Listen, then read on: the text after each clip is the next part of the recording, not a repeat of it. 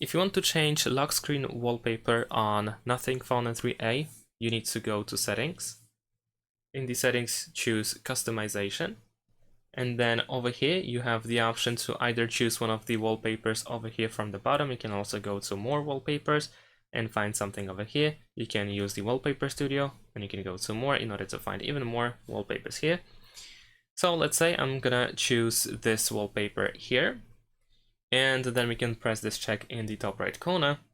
And now in order to apply this wallpaper only to the lock screen, then we can tap on home screen to disable it. And now only lock screen will be affected. You can also enable the atmosphere, but in this case we also enable home screen change as well and the glass effect. And then we can press done. And that's pretty much it. You can also go to the lock screen over here and tap on it in order to find the wallpaper option here as well. Thanks for watching, leave a like and subscribe to my channel, and see you in my next videos. Bye!